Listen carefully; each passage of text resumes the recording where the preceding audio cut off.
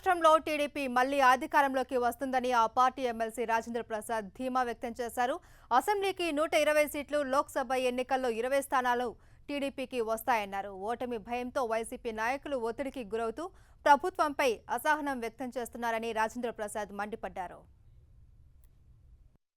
ఓడిపోతున్నామనే ఫ్రస్ట్రేషన్లో వైఎస్ఆర్ పార్టీ అధినాయకత్వం ఉండిపోయింది. రేపు 23వ తేదీన జరగబోయే కౌంటింగ్లో దారుణమైన ఓటమిని వైఎస్ఆర్ పార్టీ చూడబోతోంది.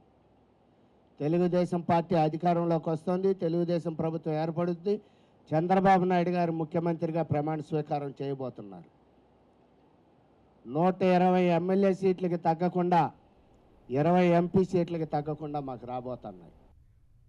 ముఖ్యమంత్రి చంద్రబాబు నాయుడు సమీక్షలకు ఎన్నికల కోడ్ వర్తింపచేసిన ఈసీ చర్యను టీడీపీ తప్పుపట్టింది.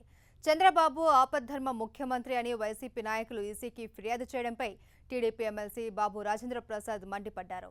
జూన్ 6వ తేదీ వరకు చంద్రబాబు పూర్తిస్థాయి ముఖ్యమంత్రి అని చెప్పారు.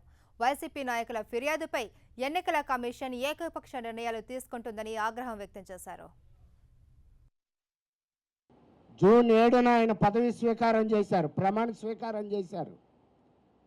మళ్ళీ జూన్ 6వ తేదీ వరకు 2014 జూన్ 7న పదవి స్వీకారం చేస్తే మళ్ళీ 2019 జూన్ 6వ తేదీ వరకు ఆయనకు 5 సంవత్సరాలు రాజ్యాంగం ముఖ్యమంత్రిగా అధికారం ఇచ్చింది. అది కాదనే హక్కు ఎవరికన్నా ఉందా? రాజ్యాంగం కంటే గొప్పదా ఈసీ? ఆపద్ధర్మం అని ఎలా అంటారు? అసలు ముఖ్యమంత్రి పదవీ కాలం 5 సంవత్సరాల్లో తగ్గించే హక్కు, ఏ పని చేయకుండా నిలిపే హక్కు రాజ్యాంగం ఎవరికన్నా ఇచ్చిందా?